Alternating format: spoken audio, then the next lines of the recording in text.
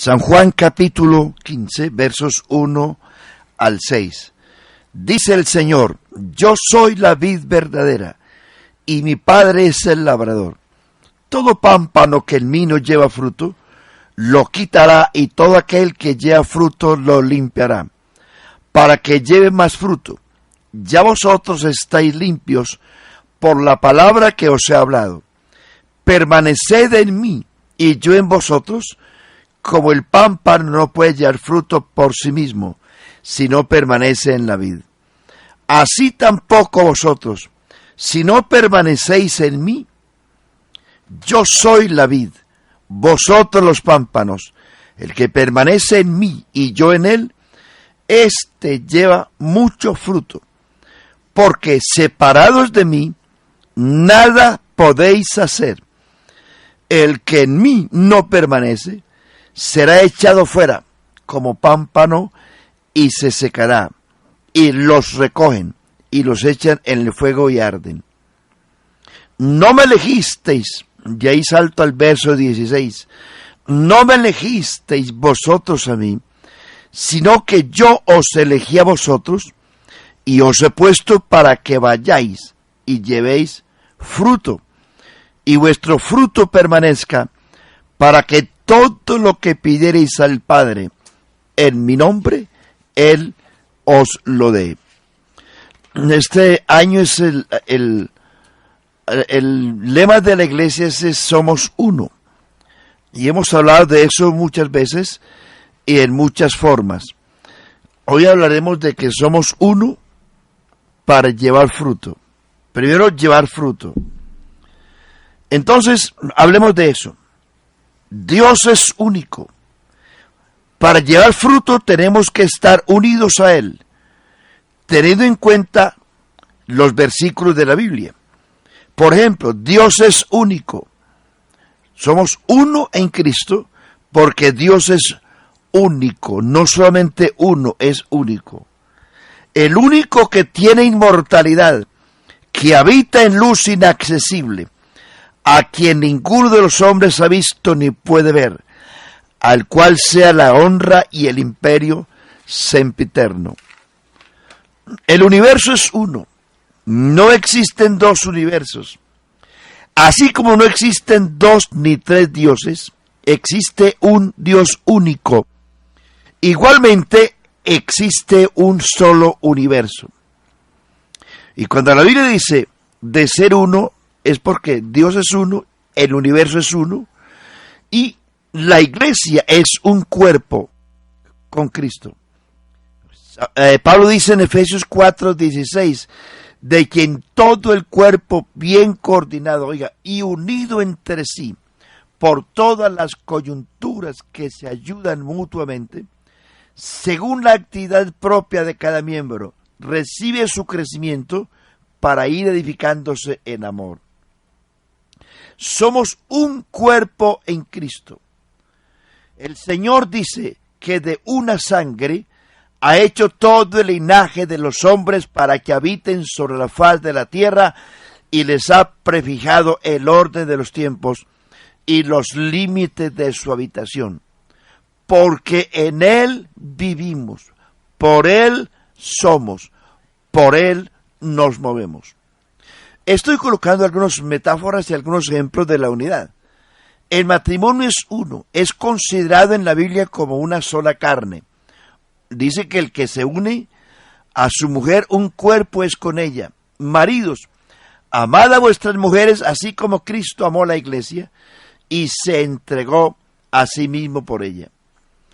La Biblia menciona a la iglesia también como un edificio, edificado sobre el fundamento de apóstoles y profetas, siendo Jesucristo la principal piedra del ángulo.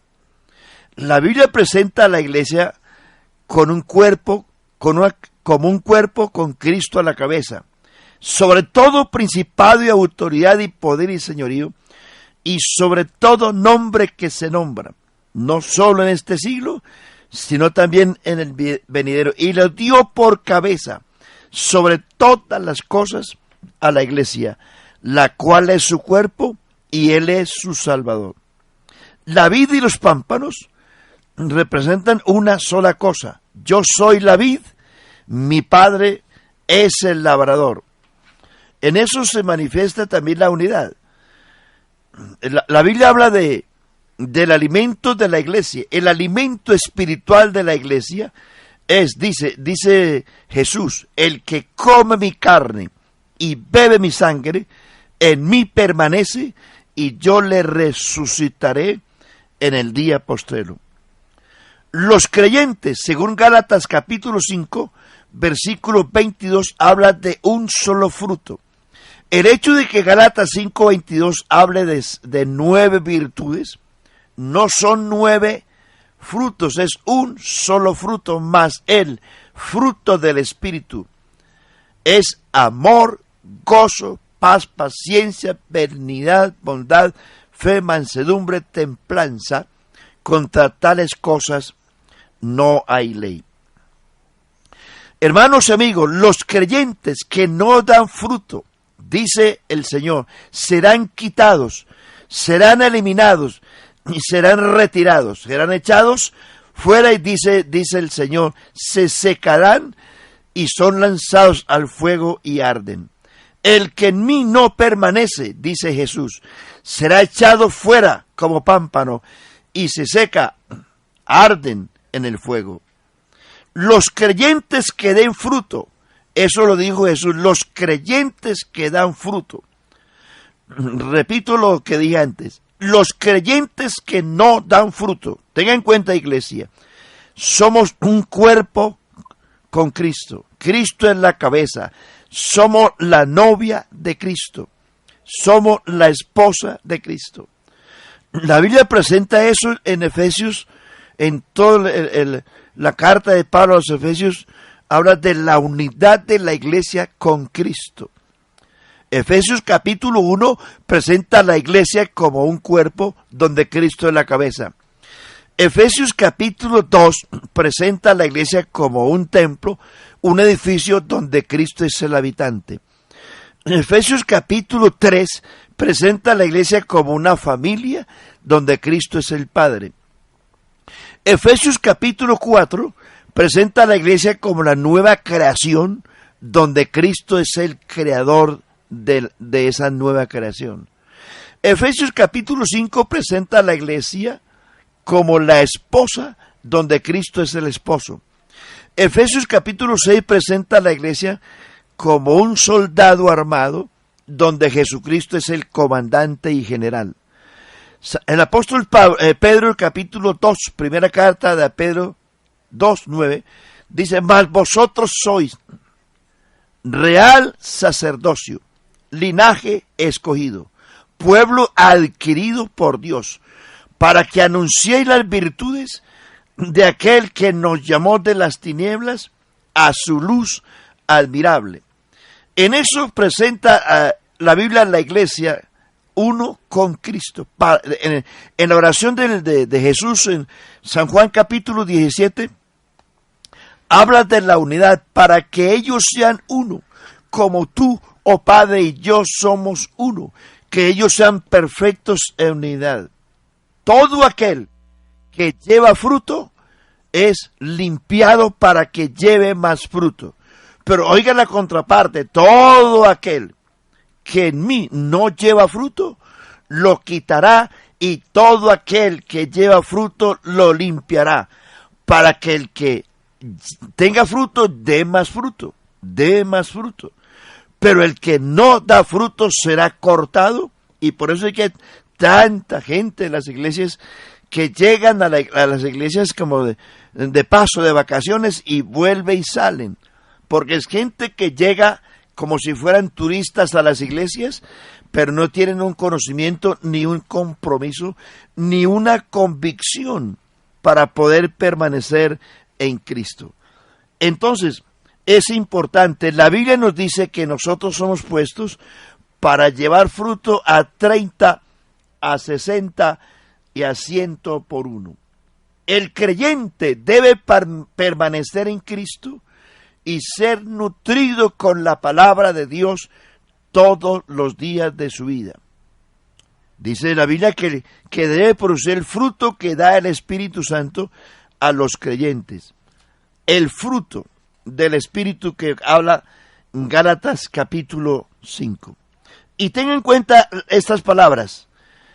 La Biblia dice que somos edificados juntamente. Mire usted lo que dice la Escritura. La unidad de Cristo con la iglesia. Mire usted. Dice, somos crucificados juntamente con Él. Dice Pablo, ¿o no sabéis que todos los que hemos sido bautizados en Cristo, hemos sido bautizados en su muerte? Pero note esto, crucificados juntamente con Él, para que el cuerpo del pecado sea destruido, a fin de que no sirvamos más al pecado. Póngale cuidado, crucificados juntamente con Él. 2, sepultados juntamente con Él para muerte por el bautismo. 3, resucitados juntamente con Él en su resurrección. Porque si fuimos plantados juntamente con Él en la semejanza de su muerte, así también lo seremos en la de su resurrección. 4, nos hizo sentar juntamente con Él en los lugares celestiales en Cristo. Dice Efesios capítulo 1, verso 3 y Efesios capítulo 2, verso 5. Dice, bendito el Dios y Padre, nuestro Señor Jesucristo, que nos bendijo con toda bendición espiritual en los lugares celestiales en Cristo, según nos escogió en Él. Oiga, escogidos en Él antes de la fundación del mundo, para que fuésemos santos y sin mancha delante de Él.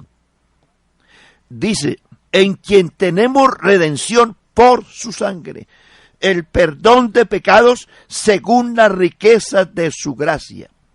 Entonces, todo en Él nos hizo sentar con Él en lugares celestiales. 5.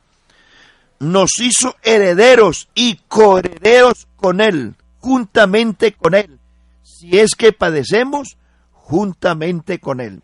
6. Seremos glorificados, según Romanos capítulo 8, versículo 17. Seremos glorificados juntamente con Él. Con Él. Cuando dice que seremos glorificados juntamente con Él, se traduce que tendremos el conocimiento perfecto de Cristo un día. Cuando dice Romanos, somos herederos de Dios y coherederos con Cristo. Herederos de Dios es que heredamos la salvación, heredamos la vida eterna. Y cuando dice coherederos con Cristo, co quiere decir igual, es que la iglesia un día recibirá un cuerpo semejante al de la gloria de Cristo. Coherederos es que nosotros llegaremos a la inmortalidad, a la semejanza de Cristo, teniendo un cuerpo semejante al cuerpo de Cristo, inmortal, donde la muerte no tendrá poder alguno sobre el cuerpo nuevo que Dios traerá a la iglesia. Una esperanza, oiga, una esperanza bienaventurada. Tito capítulo 2, verso 11. La gracia de Dios se reveló desde el cielo contra toda impiedad, enseñándonos que debemos renunciar a toda impiedad mundana. La gracia se reveló desde el cielo, enseñándonos que debemos renunciar a toda impiedad mundana. Vivamos en este siglo sobria, justa y piadosamente, aguardando la manifestación gloriosa, bienaventurada de nuestro gran Dios y Salvador Jesucristo. Entonces, tenemos un Señor, una fe, un bautismo, una esperanza, un Dios y Padre.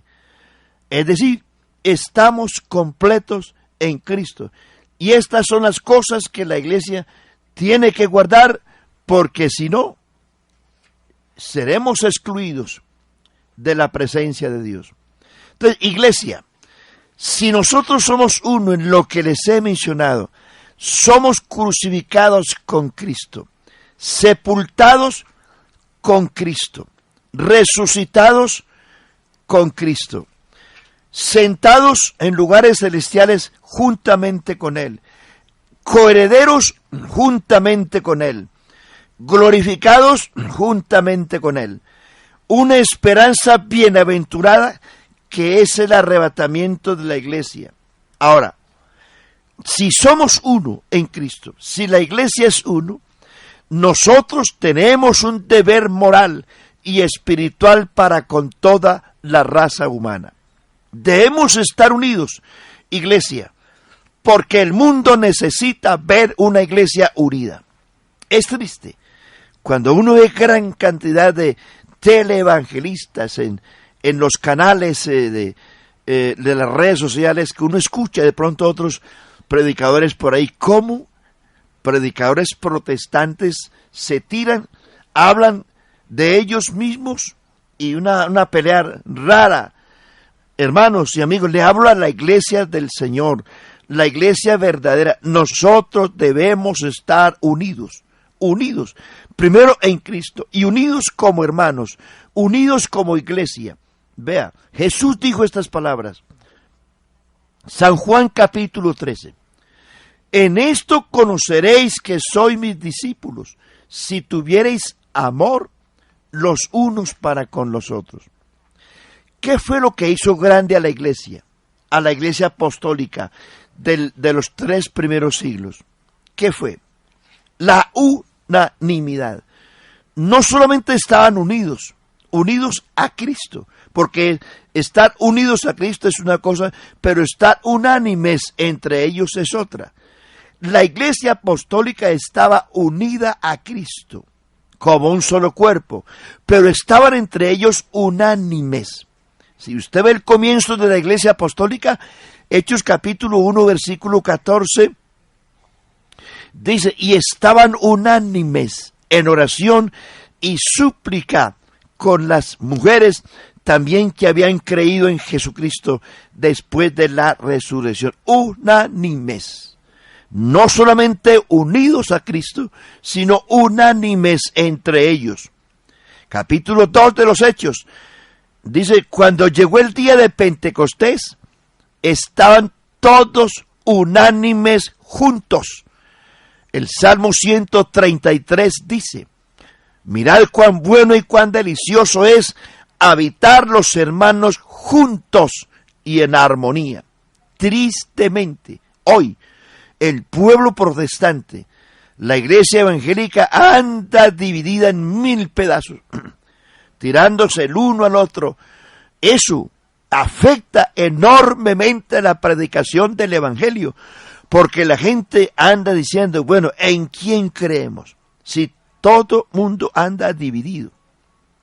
Las mismas iglesias evangélicas protestantes andan divididas. ¿En quién creemos? Por eso yo exhorto esta mañana a la iglesia del Señor, la iglesia del Señor, la iglesia que tiene la sana doctrina, la iglesia del nombre, la iglesia que cree que Jesucristo es el único Dios verdadero y la vida eterna, la iglesia que tiene fe en el único Dios verdadero, la iglesia que cree en el arrepentimiento, la iglesia que cree en el bautismo, en el nombre de Jesucristo para el perdón de los pecados. La iglesia que cree y acepta que Jesucristo es Dios y que no hay otro. La iglesia que cree en la regeneración y en la santidad y en el celo por la moral espiritual y la sana doctrina. Yo invito a esa iglesia que tenemos la sana doctrina, que creemos en el poder del nombre de Jesucristo, en el único Dios verdadero que es Jesucristo, que mantengamos unidos, no solamente unidos a Cristo, sino unánimes entre nosotros. Cuando la iglesia empezó, los creyentes están unidos a Cristo, pero también unánimes entre ellos.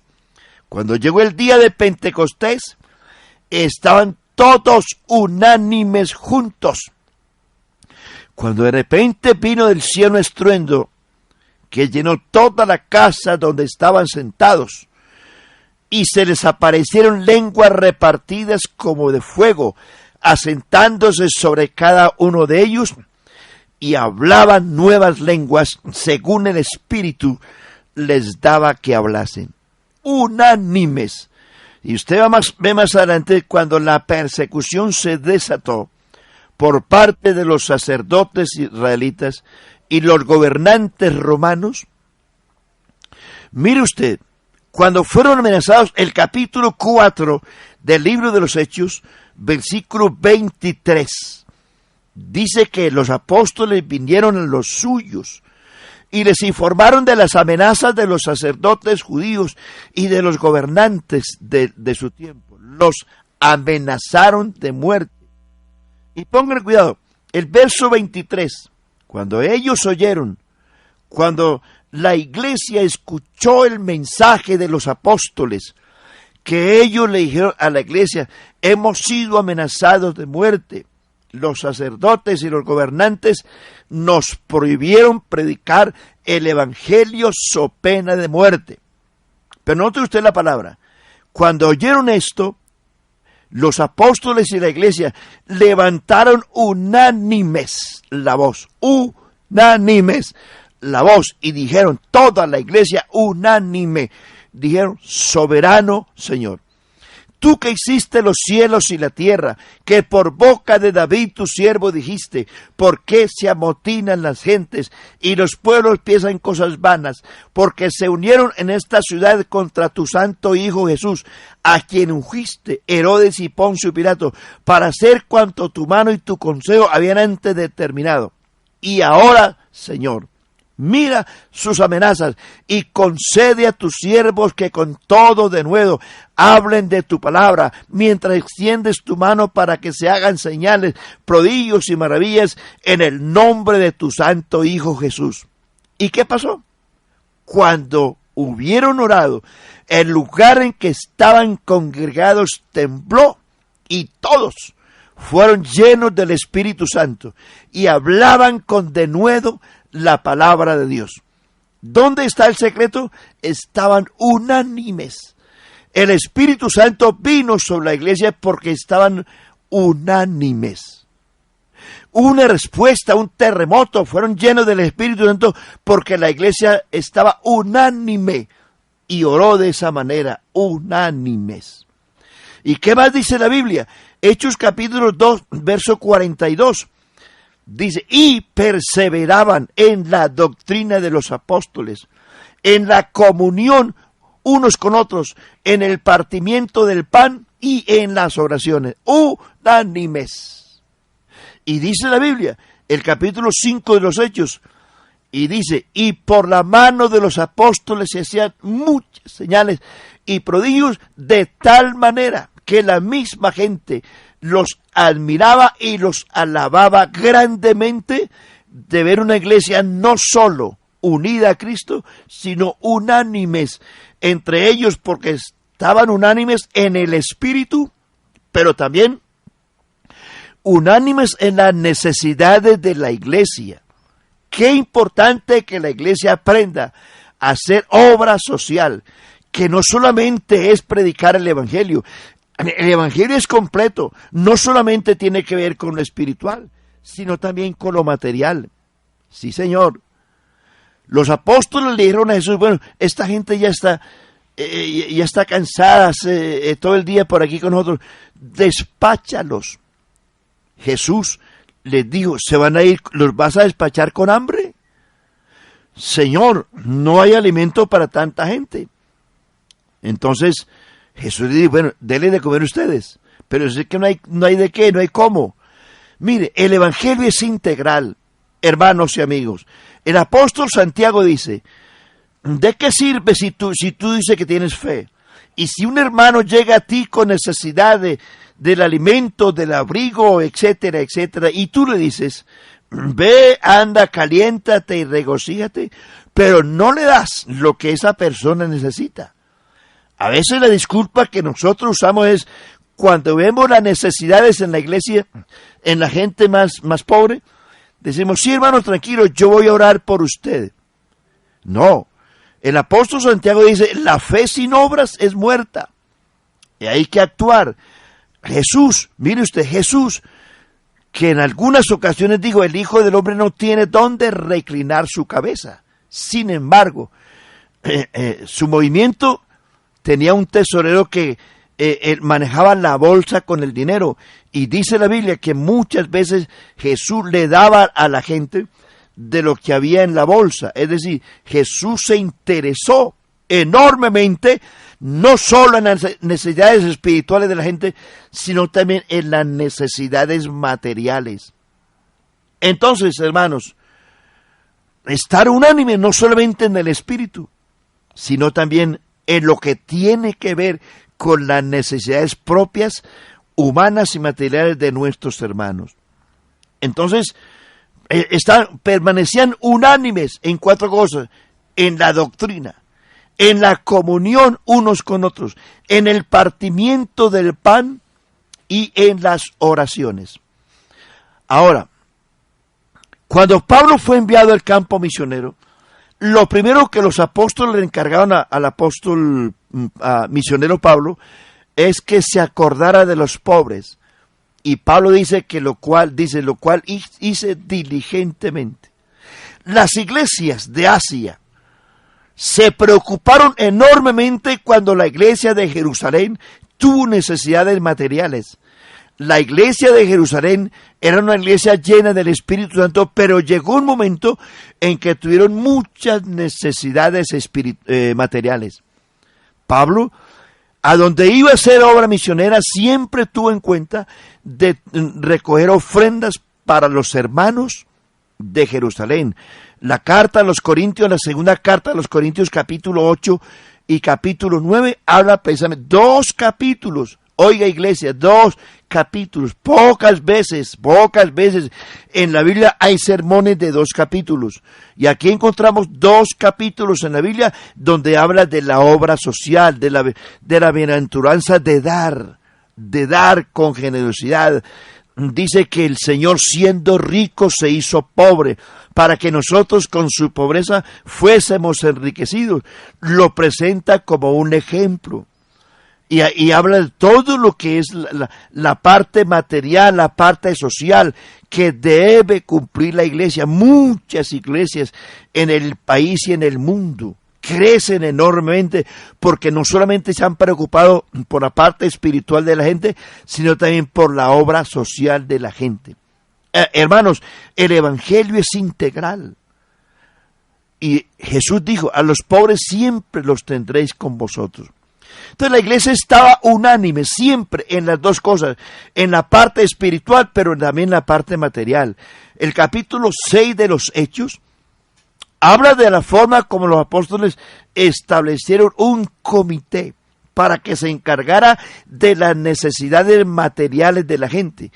Pero dice, nosotros nos vamos a encargar de la oración y de la palabra, pero ustedes que fueron nombrados como diáconos, ahí aparecen los nombres en el capítulo 6 de los Hechos, ustedes se van a encargar de las necesidades materiales de la gente.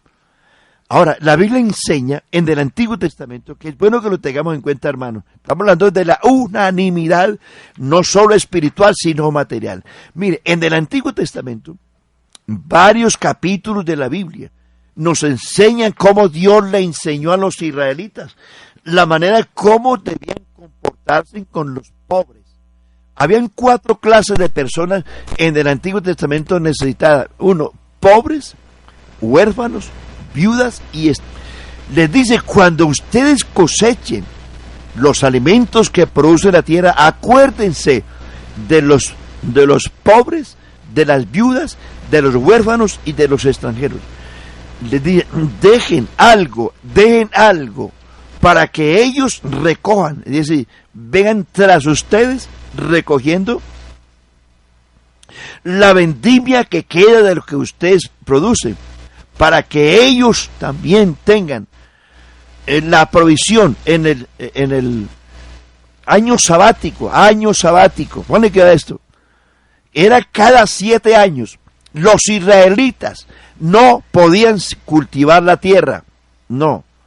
era año sabático. La tierra tenía un año completico de descanso. Los primeros 6 años Israel tenía que trabajar para provisionar alimento para el año número 7. El año número 7, o sea, cada 7 años era el año sabático. Cada 7 años. Entonces, la tierra, la nación judía no podía sembrar ni producir.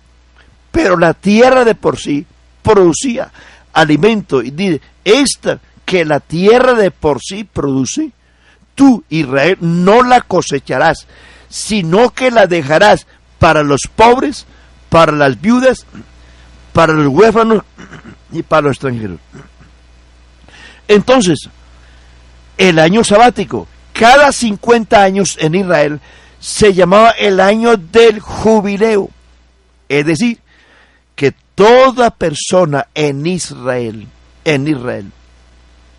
que por alguna razón quedaba empeñada, tenía que vender su tierra, su casa, su parcela por alguna razón, el que compraba la tierra de alguna persona, en el año 50, que se llamaba el año del jubileo, esa persona que adquirió la propiedad, la tierra, la parcela, etcétera, etcétera, debía devolvérsela a su antiguo dueño. Y dice el Señor, no reprimirás al pobre, ni al huérfano, ni al jornalero. El día, en la tarde, terminada el día laboral, le pagarás sin falta el salario. Y dice, y cuando tú tomes en prenda algún objeto de tu hermano, o del pobre, o del menesteroso, dice, en la tarde se lo devolverás, porque Dios es justo. Dios tuvo cuidado enormemente de los pobres, viudas, extranjeras y huérfanos en el Antiguo Testamento, y Dios les proveyó. Y le ordenó a Israel, ojo con ellos. Entonces, en el Nuevo Testamento, no se queda atrás, desde luego que no. Como dije antes, hay 2 capítulos, 8 y 9 de Segunda de Corintios, donde habla de la importancia, hermanos, de dar. No se preocupe. Dios es el dueño del universo. Él es el creador, Él es el sustentador, Él es el proveedor, Él es el poseedor, Él es el alimentador, Él es el soberano, Él lo tiene todo. ¿Por qué no tenemos más? Porque no damos más. Eso es así. La Biblia dice que lo que el hombre sembrare, eso también segará. La Biblia dice que el que siembra escasamente segará, pero el que siembra abundantemente también segará. ¿Qué dice la Biblia? Que el que da al pobre, a Jehová presta. ¿Qué dice la Biblia? La Biblia dice, acuérdate de los pobres, porque en el día malo te ayudará Jehová. ¿Cómo le parece? Entonces, eso es muy importante, iglesia, esta mañana, que no solamente estemos unidos a Cristo, porque hemos hablado de cómo estar unidos a Cristo. Estamos unidos a Cristo crucificados con Él, sepultados con Él, resucitados con Él, sentados con Él, glorificados con Él, si padecemos juntamente con Él. Es decir, hay una unanimidad espiritual. Pero ahora Dios requiere que nosotros también estemos unánimes como iglesia del Señor. Si esto hacemos, hermanos, si nos acordamos de los pobres de la iglesia, entonces uno dice, bueno, es que yo también soy pobre. Y seguirás siendo pobre si sigues así, amarrando la bendición de Dios. Entonces, en esta mañana te exhorto a que no solamente estemos unidos a Cristo, sino unánimes entre nosotros, unánimes en el espíritu, pero también unánimes compartiendo con las necesidades de los santos, y Dios te va a recompensar enormemente. Que Dios te bendiga.